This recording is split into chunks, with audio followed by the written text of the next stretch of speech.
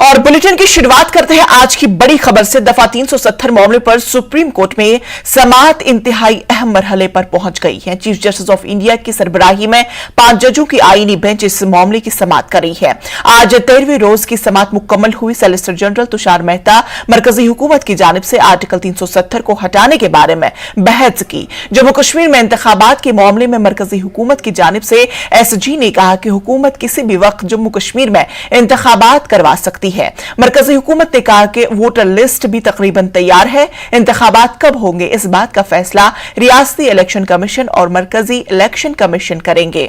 मरकजी हुकूमत ने कहा कि पहली बार जम्मू कश्मीर में 3 सतही पंचायती राज निजाम नाफिज किया गया। पहला इंतखाब पंचायत के लिए होगा। तुषार मेहता ने कहा कि जम्मू कश्मीर को रियासती दर्जे की बहाली के लिए वक्त लगेगा। हुकूमत रियासती दर्जे की बहाली के लिए टाइम लाइन देने से कासिर है। यूटी का दर्जा आरजी है। उन्होंने कहा कि ले हिल डेवलपमेंट काउंसिल के इंतखाबात खत्म हो रहे हैं।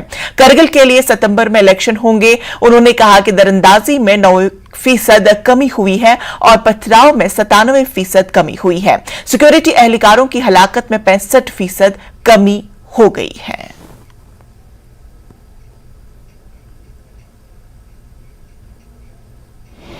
जम्मू कश्मीर में आर्टिकल 370 को हटाने को लेकर दाखिल याचिकाओं में आज 13वें दिन की सुनवाई लगातार जारी है। लेकिन आज मामले की सुनवाई के दौरान केंद्र सरकार की तरफ से 3 अहम बातें आज सुप्रीम कोर्ट के समक्ष रखी गई।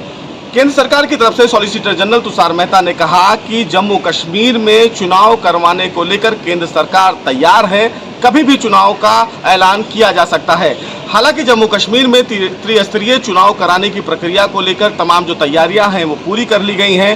वोटर लिस्ट भी कंप्लीट कर लिया गया है। अब आखिरी फैसला राज्य चुनाव आयोग और केंद्रीय चुनाव आयोग को लेना है कि वहां पर चुनाव कब करवाना है। आज मामले की सुनवाई के दौरान केंद्र सरकार की तरफ से यह भी दलील दी गई कि जम्मू कश्मीर में आर्टिकल 370 को हटाने के बाद किस तरह विकास की जो रफ्तार है वो आगे बढ़ी है। स्टोन पेल्टिंग की जो घटनाएं थी उनमें बहुत ज़्यादा कमी आ गई है। कमी की अगर बात करें तो स्टोन पेल्टिंग की घटना शून्य हो गई है।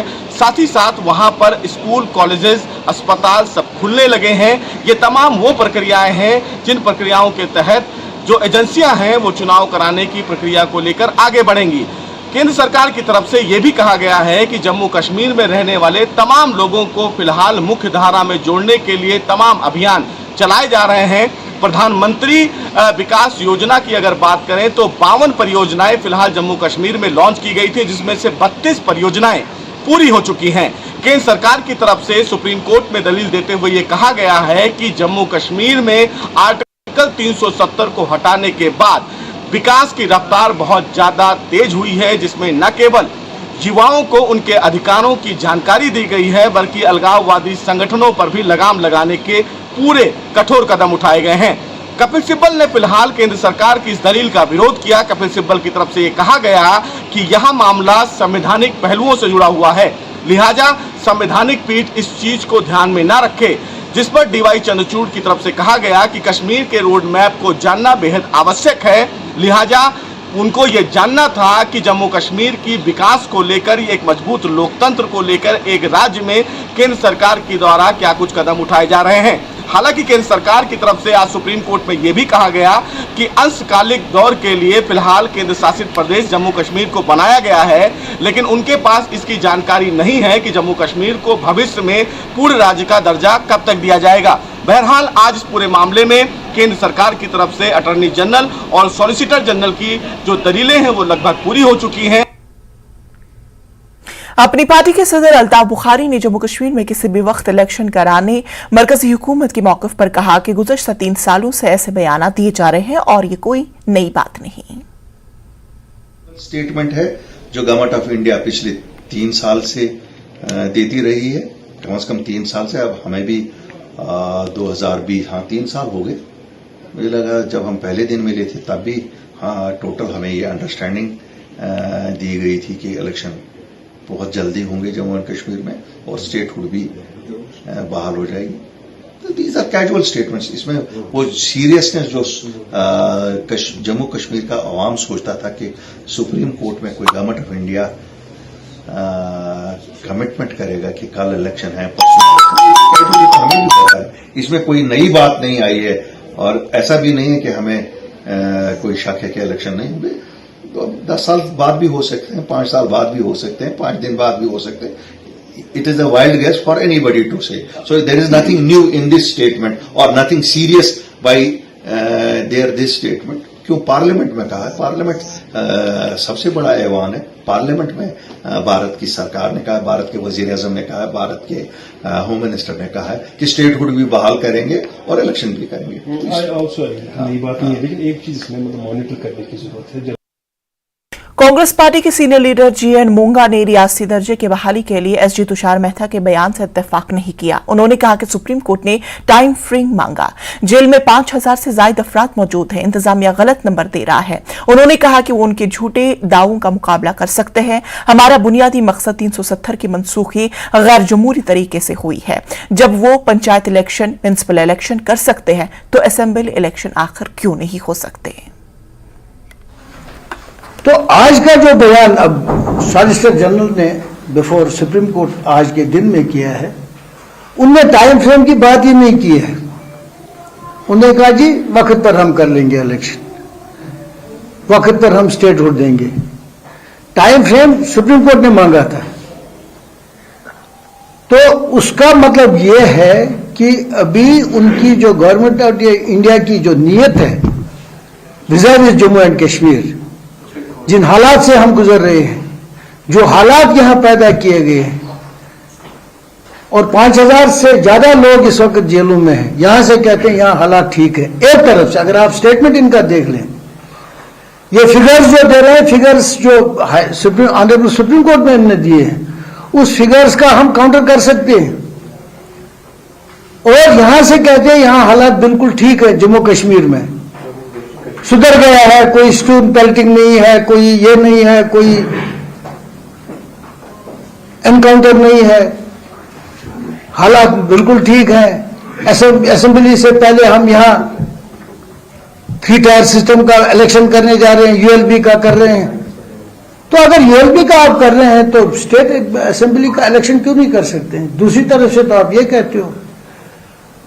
तो हमें जो लग रहा है कि इस सिलसिले में before the honourable supreme court, हालांकि हमारा जो मेन मकसद ये है, जो पिटिशन इस वक्त बिफोर सुप्रीम कोर्ट है, वो यही है कि जो एब्रोगेशन हुई है 370 की, it is unconstitutional and illegal. PDP सदर महबूबा मुफ्ती ने अपोजिशन के इत्तेहाद इंडिया की मीटिंग शिरकत के लिए मुंबई पहुंची। उन्होंने मीडिया के सवाल पर कहा कि जुड़ेगा भारत, जीतेगा इंडिया। बीजेपी लीडर जफरुल इस्लाम ने कहा कि ये अपोजिशन पार्टियों के जुड़ने वाली बात नहीं है, बल्कि करप्ट लोग एक साथ आए हैं। देखिए भाई, ये मैंने कहा कि ये अर्थव्यवस्था में, लेकिन आज हर जगह तो उनपे वो जुड़ने वाली बात नहीं है। वो सब जुड़ते हैं कौन लोग? वहां उनपे एक शेर याद आता है, जमीर भी बिकती है, फरमान भी बिकते हैं, तो दाम तो लगा। यहां गठबंधन में ईमान भी बिकते हैं। तो बस वही गठबंधन का काम है। वहां सब करप्ट लोग एक साथ आए हैं। डोडा में रियासती तहकीकाती एजेंसी ने 8 मफरूर दहशतगर्दों और उनके साथियों को गिरफ्तार किया। वो 3 दहाइयों से डोडा में दहशतगर्दी के संगीन जुराइम में तखरीबी सरगर्मियों में मुलव्वस थे। ये मफरूर दहशतगर्द कई दहाइयों तक कानून के शिकंजे से बचे रहे। इन दहशतगर्दों में से कुछ सरकारी खिदमात और ठेका हासिल करने में कामयाब हो गए रहे, बाकी निजी कारोबार में मसरूफ रहे और अदालत में भी काम कर रहे हैं। गिरफ्तार शुदगान में आदिल फारूक फरीदी, मोहम्मद इकबाल, मुजाहिद हुसैन, तारिक हुसैन, इश्तियाक अहमद देव, एजाज अहमद, जमील अहमद, अशफाक अहमद शामिल हैं। एसआईए ने एक और कार्रवाई में जम्मू के जिला डोडा से दहशतगर्दों के 4 मददगारों को हिरासत में ले लिया। इन पर दहशतगर्दी की साजिश का इल्जाम है। मुलजमीन जिला डोडा में दहशतगर्दी को जिंदा करने में मुलव्वस थे।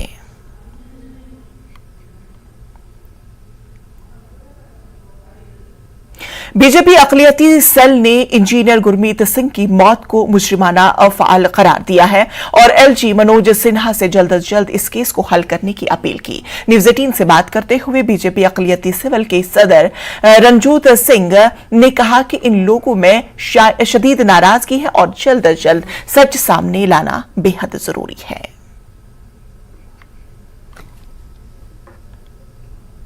माइनॉरिटी सेल की तरफ से इंजीनियर गुरमीत सिंह की मौत को एक क्रिमिनल एक्ट बताया गया है और अपील की गई है एलजी मनोज सिन्हा से। हमारे साथ तमाम वो सदस्य बीजेपी माइनॉरिटी सेल के मौजूद हैं, रणजोत सिंह नलवा भी मौजूद हैं। सीधी अपील आपकी एलजी मनोज सिन्हा से क्या है? हमारी अपील है मनोज सिन्हा जी से कि वो जल्द से जल्द इस गुत्थी को सुलझाएं, क्योंकि एडमिनिस्ट्रेशन ने डे फर्स्ट से ही बहुत अच्छा काम किया है। क्या वहाँ की डीसी साहिबा हैं, उन्होंने, क्या पुलिस डिपार्टमेंट ने, डीआईजी साहब, एसएसपी साहब, तो उनका तो बहुत ही वो लोग प्रशंसा कर रहे हैं। जो लखनपुरिया साहब हैं, वहाँ के डीएसपी साहब और एसएचओ साहब भी, जितने भी घर वाले हैं, उन्होंने ये कहा है कि हमारा बहुत पूरी तरह से साथ दिया है एडमिनिस्ट्रेशन ने। क्या डीसी साहिबा और क्या आपने कहा कि ये जो क्रिमिनल एक्ट है और इसकी जो इस वक्त जो सीरियसनेस है वो बहुत ज़्यादा है और जो सिख समाज है वो भी चाहता है इसमें जस्टिस मिले। आप क्यों समझते हैं ये क्रिमिनल एक्ट ही है? क्योंकि जो जिन सर्कमस्टांसिस में उनकी डेड बॉडी मिली है उसको देखते हुए और भी जो सर्कमस्टांसिस देखे हैं उनसे ये लगता नहीं कि ये क्रिमिनल एक्ट के अलावा कोई दूसरी बात है। क्योंकि पुलिस की भी जो इन्वेस्टिगेशन है उन्होंने भी सारा देखा है, इसमें स्वयं क्रिमिनल एक्ट के और कुछ नहीं है। अगर कोई लोग कुछ और बोलते हैं तो वो शायद जो शांतिमय माहौल है कश्मीर का उसको डिस्टर्ब करने की कोशिश कर रहे हैं, और जो वहाँ आपसी भाईचारा है, हिंदू मुस्लिम सिख ईसाई जो आपसी भाईचारा है, शायद उसको डिस्टर्ब करने की बात कर रहे हैं। तो आपकी बातचीत हुई है फैमिली से, वहाँ के प्रशासन जैसे आपने बताया, क्या वो क्या चाहते हैं, उनकी क्या मांग है? घर वाले तो यही चाहेंगे कि जल्द से जल्द इस गुत्थी को सुलझाया जाए, क्योंकि एक बड़ी ही ये उलझन वाली बात बन गई है कि किन सर्कमस्टांसिस में ये ऐसा क्यों हुआ। क्योंकि ऐसी कोई बात नहीं थी कि उनके डिपार्टमेंट वालों के साथ कुछ ऐसा झगड़ा था। 6 महीने के बाद तो रिटायर होने वाले थे, वहां का भी कोई प्रेशर नहीं था। वो घर आ रहे हैं, घर से 5 बजे वो दोबारा निकले हैं, चाय पी, हंसते खेलते अपने परिवार के साथ, उसके बाद बाहर गए। तो उसके बाद जब 7 बजे उन्होंने फ़ोन करना शुरू किया घर वालों ने, तो फ़ोन बंद था, तो परेशान हो गए वो। तो देर रात को किसी ने कहा जी उनकी गाड़ी वहाँ पे खड़ी है, तो वो सभी फिर एक्टिव हो गए घर वाले। तो जो साथ वाले थे, जो हमारे डीजीपीसी के प्रधान थे परमजीत सिंह जी, वो आ गए और सभी लोग आ गए, तो उनको तलाश करना शुरू कर दिया। पुलिस के पास गए, डीसी साहब के पास गए, तो सभी ने उनको तलाश करना शुरू कर दिया। तो इसमें सभी का, एडमिनिस्ट्रेशन का, सभी का बड़ा अच्छा रोल रहा। लेकिन अभी गुस्सा बहुत ज़्यादा है, क्योंकि सब लोगों में, खास जो सिख समाज है उसमें भी काफ़ी गुस्सा है इस बात को लेकर। आप बीजेपी की तरफ से क्या मांग रखते हैं? देखिए, गुस्सा सिर्फ सिख समाज में ही नहीं है। अगर कोई ये कहे तो मैं ये नहीं मानता, वहां के सभी लोगों में गुस्सा है, वहां के सभी लोगों में गुस्सा है, और सभी लोग ये चाहते हैं कि जल्द से जल्द इस गुत्थी को सुलझाया जाए। इस क्रिमिनल एक्ट के पीछे कौन है उसको सामने लाया जाए और उसे जल्द से जल्द बिहाइंड बार किया जाए। इस गुत्थी को सुलझाया जाए जल्द से जल्द, और ये तमाम जो लोग हैं जम्मू कश्मीर के, उन सब में गुस्सा है और ये गुत्थी सुलझनी चाहिए और जो भी कल्प्रिट है वो सामने आना चाहिए। कैमरामैन आशु के साथ राजेंद्र वैद, न्यूज़ 18 जम्मू। जिला हेडक्वार्टर से 4 से 5 किलोमीटर दूर वाक़े फैलती घग्वाल इलाके को सड़क राबता न बनाए जाने से अवाम सख्त बरहम है। वाज़ेह है कि जिला हेडक्वार्टर से फैलती तक सड़क राबता बन चुका है, ताहम 2000 से ज्यादा की आबादी को जोड़ने के लिए इस सड़क की तामीर का काम रुका रहने से अवाम को हर दिन सख्त मुश्किलात दरपेश है। मरीजों बुजुर्गों को किसी इमरजेंसी के वक्त अस्पताल तक पहुंचाना मुश्किल हो जाता है। मकामी लोगों ने डीटीसी चेयरपर्सन रामबन पर इल्जाम आयद किया कि उनकी मुदाखलत से इलाका सड़क राब्ते से अभी तक महरूम है। अवाम ने आला हुकाम तक अपनी फरियाद पहुंचाई, जिसके बाद जिला इंतजामिया को हिदायत मिली कि सड़क राब्ता जो तरजीही बुनियादों पर तामीर किया जाए, ताहम अभी तक सड़क का काम रुका रहने से अवाम में तशवीश है। अवाम ने जिला इंतजामिया और एलजी एडमिनिस्ट्रेशन से अपील की कि गगवाल इलाके को भी सड़क राब्ते से जोड़ा जाए ताकि उनकी मामूलात जिंदगी में राहत आ सके। 1947 से आज तक जो है इस इलाके में कोई भी रोड की कनेक्टिविटी नहीं है, कोई रोड नहीं है। यहाँ पर जो है 6-7 किलोमीटर की दूरी पर है, और हम यहाँ पर जो भी बीमार होता है हम खट पर उठा कर ले जाते हैं, देसी जो हिसाब होता है और रास्ते में ही दम तोड़ बैठा है। और यहाँ तक कि हमें आज तक कितने फाइलें दी है और वो गायब हो जाती है। वो सैंक्शन भी रोड हो गया, उसके बाद वो गायब हो गया। तो हम सरकार से यही डिमांड करते हैं, एलजी सरकार से, ज़िला एडमिनिस्ट्रेशन से, कि हमें रोड दिया जाए। हमें उम्मीद थी, मैं भी एनसी का आदमी हूँ, हमें उम्मीद थी हमारी डीडीसी चेयरमैन जो है हमारी एनसी से जीती है, मगर जनाब हमें बड़ी उम्मीदें थी उस पर। ये बार बार हम लोगों से सुनते हैं जी तुम्हारी चेयरमैन ने जो है रोड कटा दिया, कभी सुनते हैं जी तुम्हारे किसी ने रोड कटा। अभी 4 दिन होते हैं, ये कहते हैं भाई रोड का काम शुरू होने वाला है। 4 दिन के बाद जनाब रोड का वो ख़त्म हो जाता है मसला हमारा। माँ बहन हमारी लड़की कोई बीमार होती है, जब इधर से हम जनाब ले जाते हैं रास्ते में उसकी डेथ हो जाती है।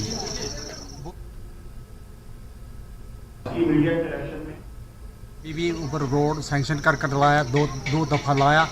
यहाँ हमारी डीडीसी चेयरमैन जो मैडम, साथ ही हमारे साथ उपस्थित हैं मिस्टर राहुल द्विवेदी जो आईसी बीडीसीएल मिनिस्ट्री ऑफ पावर की तरफ से दिल्ली से आए, और हमारे चीफ इंजीनियर साहिब मीडिया से उपस्थित, print media, social media, electronic media से उपस्थित सभी हमारे अतिथि हैं, सबका एक बार फिर से स्वागत।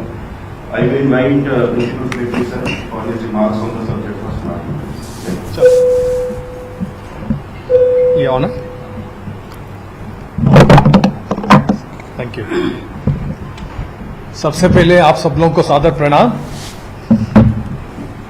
आज प्रेस कॉन्फ्रेंस हमने इसके लिए बुलाई है, जो स्मार्ट मीटर्स के बारे में कुछ मिस इन्फॉर्मेशन, कुछ इन्फॉर्मेशन का गैप है, उसको थोड़ा सा आपके माध्यम से हम लोग उसको है ना क्लैरिफाई करें, सॉर्ट आउट करें। पहले मैं थोड़ा सा एक ब्रीफ बैकग्राउंड देना चाहता हूं, उसके बाद मैं आप लोगों के जो क्वेश्चन आंसर हैं हम उसको एड्रेस करने की कोशिश करेंगे। सबसे पहले तो हम सब लोगों को जो JNK स्टेट के जो कंटेक्स्ट है, उस कंटेक्स्ट में हमें जानना ज़रूरी है यहाँ की जो बिजली के जो रेट हैं, that is one of the lowest in the country. हमने जो रेट यहाँ जो रेगुलेटर के द्वारा अप्रूव्ड रेट जो पिछले साल अनाउंस किए थे, जिसमें एग्रीकल्चर के लिए हम 80 पैसा चार्ज करते हैं, BPL कैटेगरी के लिए 1 रुपये 25 पैसे करते हैं। उसके बाद जो दूसरा स्लैब होता है अबाउट 200 यूनिट्स के बाद हम लोग 2 रुपये जैसे हम लोग करते हैं। मैक्सिमम जो होता है हमारा जो रेसिडेंशियल सेक्टर, जो डोमेस्टिक सेक्टर में 4.5 रुपये का जो लागत होता है। जो अन्य स्टेट को हम लोग उसको कंपेयर करेंगे तो वो होता है कि 5 रुपये 6 रुपये, किसी स्टेट में 7 रुपये तक भी जाता है। लाइकवाइज हम देखेंगे कि जो हमारे जो स्मॉल स्केल इंडस्ट्री है वो भी हमारा रेट कंपेरेबल टू है ना दूसरे स्टेट्स कंपेयर करेंगे कि 4-4.5 रुपये तक की है। और इंडस्ट्रीज का रेट भी हमने उतना ही रखा, बड़े इंडस्ट्री का भी उतना ही रखा है। सिर्फ हमारे जो पब्लिक यूटिलिटीज हैं जैसे वाटर सप्लाई दूसरे वगैरह है, वो तो हमने सरकारी विभाग का जो रेट है वो तो ज्यादा रखा है, 7 रुपये तक रखा है। तो ओवरऑल देखने से हमारी rate one of the lowest in the country है। एक बात। दूसरी बात, जो हम जो पावर प्रोक्यूरमेंट है, JNK का जो कंजम्पशन है, कंजम्पशन तकरीबन पिछले जो वित्तीय वर्ष में जो मार्च एंड हुआ उसमें तकरीबन हमने 20,400 मिलियन यूनिट्स हमने खरीदा था पावर। जो सरकार को पावर खरीदने के लिए एडवांस में पैसा भरना पड़ता है। जब तक हम पैसा नहीं भरेंगे, अभी जो नए रूल्स लागू हो गए हैं LPS रूल्स के हिसाब से, हमें पहले LC खोलनी है या एडवांस पेमेंट करना है, उसके बाद ही हमें पावर उपलब्ध होता है। जो हमारे PPA जो जेनकोस के साथ हैं, सेंट्रल जेनको भी हैं, हमारे स्टेट के जेनको भी हैं, हम जो पावर हमारी शॉर्टेज होती है हम एक्सचेंज से भी महंगे दाम पर भी लेते हैं। जो जैसे मैंने कहा 20,400 मिलियन यूनिट्स का खपत जो यहाँ JNK में पिछले वित्तीय वर्ष में हुआ था, इस साल हमारी जो एक्सपेक्टेशन है कि ये और बढ़ेगा, 10% बढ़ेगा, तो 22,000 से भी ज्यादा होगी। जैसे मैंने कहा कि पेमेंट एडवांस में करके बिजली लेनी पड़ती है। JNK का अगर मैं ओवरऑल जो AT&C लॉसेस यानी aggregate transmission and commercial losses देखने से, हमारे जो कश्मीर जो कॉरपोरेशन है, जो KPDCL के इलाके में 58% है और ये जम्मू के इलाके में 42% के करीब है। यानी जो मैं कह रहा हूं, जो बिजली हम जो खरीदते हैं 400 मेगावाट, उसमें से एवरेज 55% लॉसेस होते हैं। ये लॉसेस क्यों होता है? क्योंकि जम्मू और कश्मीर दोनों इलाके में मिला के हमारी जो कंज्यूमर मीटर्स जो हैं सिर्फ 50% ही है।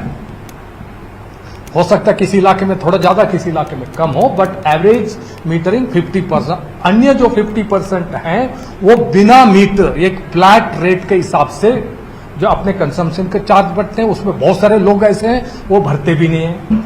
दूसरा रीजन है कि जो हमारे यहाँ काफी जो पावर में जो फिल्परेज भी बहुत ज्यादा है, क्योंकि हमारे जो केबल्स जो हैं वो पुराने केबल्स हैं, उस केबल से हुकिंग भी होती है और फिल्परेज भी होता है। और अन्य काफी रीजंस भी हैं यहाँ, बिलिंग एफिशिएंसी और कलेक्शन एफिशिएंसी में भी कमी है, क्योंकि हम तुलना करते हैं दूसरे स्टेट्स के साथ। ओवरऑल पिक्चर है ये है कि जो 55% एटीएनसी लॉसेस जो है ये हिंदुस्तान में हाईएस्ट लॉसेस है। किसी भी स्टेट में इतनी लॉसेस नहीं होती हैं। ऐसे प्रोग्रेसिव स्टेट्स हैं जहां लॉसेस अभी 6%, 8% तक आ गई है। हम 2003 से पहले जो इलेक्ट्रिसिटी एक्ट आने से पहले जो प्री रिफॉर्म्स का स्टेज में अभी भी है, तो हमारे ऊपर तो सारे रूल्स रेगुलेशंस एप्लीकेबल हैं, मगर भारत सरकार ने जो अभी नए स्कीम लॉन्च, एक तो एलपीएस रूल्स लागू कर दिया, उसके हिसाब से पहले पैसा भरो उसके बाद बिजली खरीदो, नहीं तो आपकी बिजली काटी जाएगी। और दूसरी यहाँ जो रिफॉर्म्स जो डिस्ट्रीब्यूशन सेक्टर में, ट्रांसमिशन सेक्टर में जो रिफॉर्म्स चाहिए, जो यहाँ की कैपेसिटी एडिशन है, पुरानी जो आउटडेटेड टेक्नोलॉजी है, आउटडेटेड जो यहाँ के इंफ्रास्ट्रक्चर को मॉडर्नाइज करना है, उसका पैसा यहाँ फ्लो होगा ओनली अगर आप एटीएनसी लॉसेस को कम करेंगे। उसके लिए आरडीएसएस जो रिवैम्प्ड डिस्ट्रीब्यूशन सेक्टर जो स्कीम है, ये रिफॉर्म सिर्फ जेएनके के नहीं सारे हिंदुस्तान के लिए है, सारे मानदंड सभी हिंदुस्तान के लिए। उसके हिसाब से हमें एक डेफिनेट ट्रेजेक्ट्री दी है कि आपको हर साल 10% से 15% तक एटीएनसी लॉसेस आप कम करेंगे, तभी आपको रिफॉर्म्स के लिए यहाँ इंफ्रास्ट्रक्चर के लिए पैसा दिया जाएगा। यहाँ का ट्रांसफार्मर लगाने के लिए, यहाँ पोल लगाने के लिए, तार लगाने के लिए, ट्रांसमिशन के टावर्स लगाने के लिए, ग्रिड स्टेशन के लिए, यहाँ आईटी के द्वारा मॉडर्नाइज करने के लिए, हर चीज के लिए पैसा लिंक कर दिया। आप पहले रिफॉर्म्स करो, पहले आपकी एटीएनसी लॉसेस कम करो, उसी प्रोपोर्शनेट दर में आप पैसा आपको मिलेगा। अगर आप रिफॉर्म्स नहीं करेंगे, लॉसेस को नहीं घटाएंगे, आपको रिफॉर्म्स के लिए, इंफ्रास्ट्रक्चर के लिए कोई धनराशि नहीं मिलेगी। ये भारत सरकार के गाइडलाइंस हैं, कानून है, ये सबको देश भर में लागू है। तो उस वजह से हमें यहाँ स्मार्ट मीटर्स लगाने के लिए आरडीएसएस में और एक पीएमडीपी प्रोजेक्ट में उसमें पहले सैंक्शन हुआ था। और खुशी की बात है कि हमने अभी तक 3,80,000 स्मार्ट मीटर्स लगा है। ये स्मार्ट मीटर्स लगाने का यही मकसद है कि पहले यहाँ जो बिजली हम खरीदते हैं, जिसको हम वितरण करते हैं, उसकी लेखा जोखा, एक एक यूनिट की लेखा जोखा होना सख्त जरूरी है।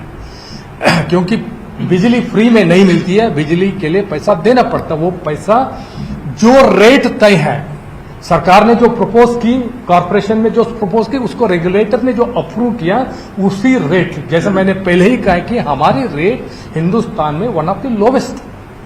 मगर एक बार रेट जो रेगुलेटर ने तय कर दिया, मगर हर कंज्यूमर को उस रेट को देना पड़ेगा। अगर बीपीएल कैटेगरी का ध्यान हमने पहले ही रखा है, जो डोमेस्टिक सेक्टर में एक अफोर्डेबल रेट हो वो ध्यान में पहले ही रखा है, जो स्मॉल स्केल इंडस्ट्री है, छोटे दुकानदार हैं, उनके रेट हमने पहले ही ध्यान रख के किया है, क्योंकि we are very sensitive to the poorer sections of the society. Affordability को हमने ध्यान में रख के ही रेट तय किया है। क्योंकि जब तक ये बिजली का पैसा कंज्यूमर जो कंज्यूम करता है उसके द्वारा भुगतान नहीं होता है, हमें बिजली खरीदने के लिए पैसा नहीं मिलेगा। क्योंकि एटीएनसी लॉस अभी 55% का जो गैप है, उसमें उस गैप को सरकार अपने बजटरी ग्रांट के द्वारा उसको पूरा कर रही है। मगर सरकार पिछले कई सालों से ऐसे जो गैप इतना बढ़ गया था, बकाया इतना बढ़ गया था, जो सरकार ने बिजली खरीदी मगर देने के लिए पैसा था ही नहीं। 31,000 करोड़ का लोन सरकार ने उठाया। आज हमारे पास 31,000 करोड़ की लायबिलिटी है। ये सिर्फ बिजली का लॉसेस से हुआ है। इस लॉसेस जो 31,000 करोड़ की लॉसेस टोटली अनसस्टेनेबल हैं।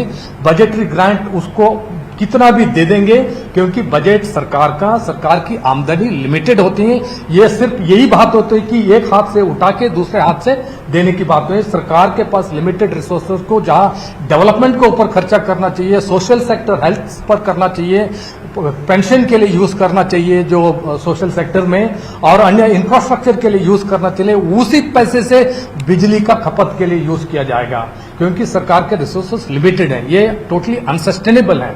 उस वजह से ये कॉन्शियस डिसीजन लिया गया है कि स्मार्ट मीटर्स लगा के, पहले तो मीटर्स ही नहीं है, मीटर्स को स्मार्ट मीटर्स को लगा के, स्मार्ट मीटर का मतलब है कि यहां कोई भी इन्फ्लेटेड बिल आने के सवाल ही नहीं है। ये मीटर प्रॉपरली टेस्टेड है, प्रॉपरली कैलिब्रेटेड है, जो मैन्युफैक्चरर से द्वारा सर्टिफाइड है। अगर कोई भी कहीं भी दिक्कत है उसको हम इमीडिएटली एड्रेस करने के लिए तैयार हैं। हम उसको कोई भी, क्योंकि पहली बात है कि हम इतने अभी 300 के करीब यहाँ जम्मू रीजन में कंप्लेंट आए थे। ये कंप्लेंट सिर्फ बकाया ड्यूज के वजह से, जो बैलेंस था पहले का अरियर्स था, उसके वजह से आए। स्मार्ट मीटर का माल फंक्शन इससे नहीं है। हमने ये कि यहाँ एक वेयर हाउस में यहाँ के प्रोमिनेंट सिटीजन के सामने हमने जो ट्रेडिशनल मीटर्स है और स्मार्ट मीटर्स है दोनों को लगा के बिजली चार्ज करके उसको एक टेस्ट करके दिखाया है। अभी भी आपके सामने भी चाहिए तो हम करके दिखाने के लिए तैयार हैं, या कोई भी सिटीजन ग्रुप कहीं भी कोई भी उसको देखना चाहते हैं, we are open to that possibility and we are open to show that, so that our smart meters हमारे जो हैं बिल्कुल ही एकदम सही पक्के हैं। इसमें कोई भी इन्फ्लेटेड बिल आने की, उसको पास रनिंग का सवाल ही नहीं है। आप खुद चेक कर सकते हैं, हम उसको चेक करके डेमोन्स्ट्रेट करने के लिए तैयार हैं। तो मकसद यही था कि AT&C लॉसेस यहां घटाना, उतना ही नहीं है। अगर सरकार बिजली खरीद नहीं पाएगी क्योंकि खरीदने के लिए पैसा चाहिए, नहीं तो यहां कटौती हो जाएगी, यहां ब्लैकआउट हो जाएगा। यह सरकार की जिम्मेदारी है कि यहां बिजली का आपूर्ति सही ढंग से हो। मैं जानता हूं कि आज भी आपके सामने पब्लिक, अगर कोई भी आप भी हो, पब्लिक भी कहेंगे कि हाँ बिजली की कटौती होती है, हमें बिजली पूरी 24/7 नहीं मिलता। हमारा मकसद यही है कि 24/7 बिजली कंज्यूमर को मिलनी चाहिए, अफोर्डेबल दाम पर मिलनी चाहिए, और ये बिजली रिलायबल भी होने चाहिए। उसमें वोल्टेज शेडिंग नहीं होने चाहिए, लोड शेडिंग नहीं होनी चाहिए क्योंकि एक कंज्यूमर का राइट होता है। भारत सरकार ने देश भर के लिए rights of consumer rules 2020 announce किए। उसके हिसाब से कंज्यूमर का राइट होता है। हम उसी दिशा में बढ़ना चाहते हैं। अगर उस दिशा में बढ़ने के लिए हमारे पास बहुत सारे कमियां हैं, जैसे कि 55% का लॉस है, हम ओवरनाइट उसको तय नहीं कर सकते हैं, मगर हमारा एक डेफिनेट प्लान है अगले 3 साल में हम यहां इंफ्रास्ट्रक्चर के ऊपर खर्चा करें, स्मार्ट मीटर के लगा के लोगों की जितनी खपत है उसके हिसाब से बिल खरीदें, बिल भुगतान हो, उसके हिसाब से हम बिजली करके अफोर्डेबल रेट में 24/7 रिलायबल पावर सप्लाई करें। कंज्यूमर का इंटरेस्ट में हम लोग काम कर रहे हैं। हमारा दूसरा कोई भी मकसद नहीं है, बिल्कुल होना भी नहीं चाहिए। यही मकसद है कि यहां बिजली की आपूर्ति सही ढंग से होना चाहिए, अफोर्डेबल रेट पर होना चाहिए, रिलायबल होना चाहिए। स्मार्ट मीटर्स जो है, जैसे मैं कहा, ये सिर्फ इसका यही एडवांटेज नहीं है। एडवांटेज ये है कि आप जितना एक आपका स्मार्टफोन में ऐप के द्वारा आप बिल्कुल उसको देख सकते हैं, आप डेली कितना कंज्यूम कर रहे हो, आपका पिछले महीने का कंजम्पशन कितना था और अभी आने वाला है। अभी एक हाल ही में हो सकता है कि हाँ थोड़ा ज्यादा टाइम लगे क्योंकि हम अभी तक गेयर्ड अप नहीं है इसके लिए, स्मार्ट मीटर्स और ज्यादा लगने चाहिए।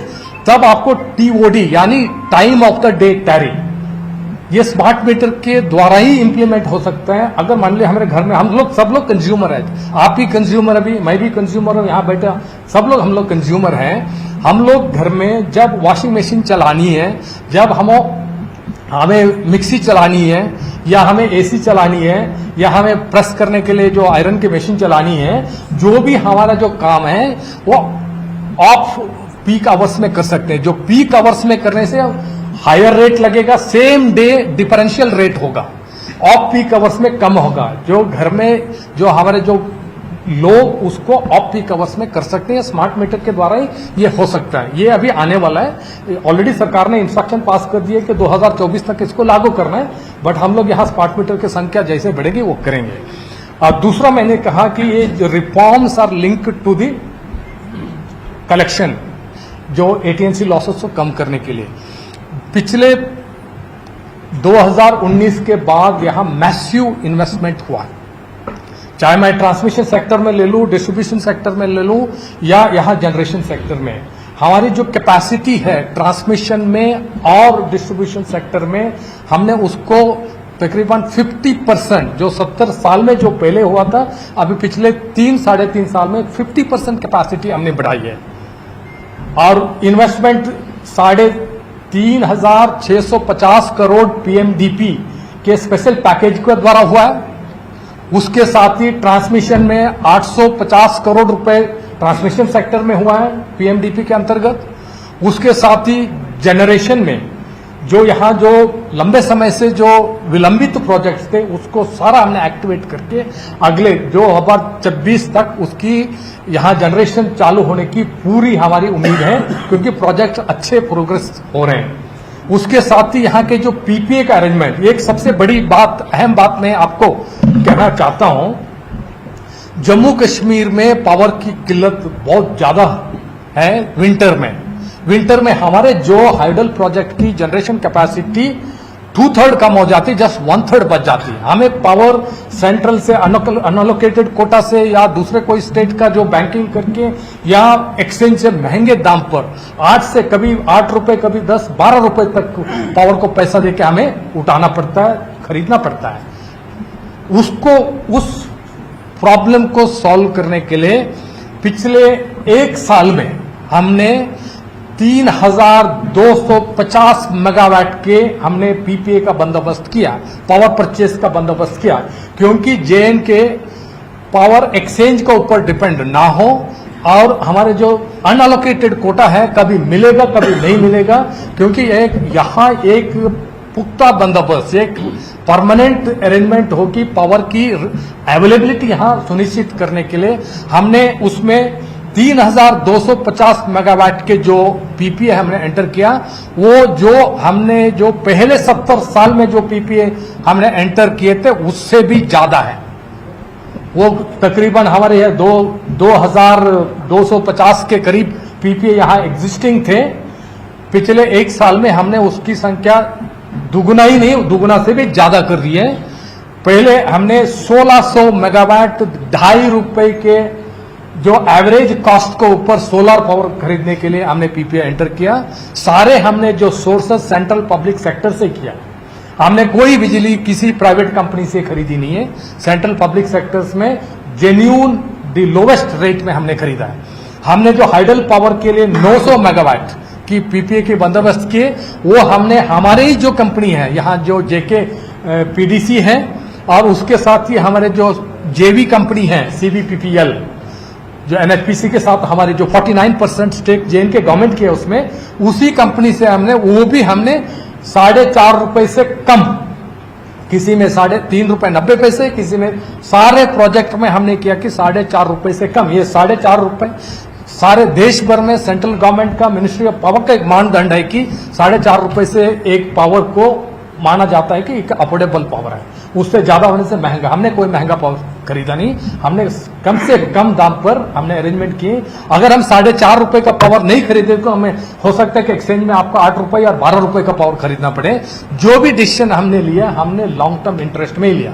और तीसरी बात मैं ये कहना चाहता हूं, क्योंकि एक हमने जो यहां जो बेस पावर लोड के लिए हाइडल का पावर तो ऊपर नीचे जाता है सीजन के हिसाब से, मगर हमें चाहिए थर्मल पावर, क्योंकि बेस लोड स्ट्रांग होना है। नहीं तो कश्मीर रीजन में समर में, यहां विंटर में कश्मीर में, समर में जेएनके में पावर सप्लाई की किल्लत आती है, लोड शेडिंग करना पड़ता है।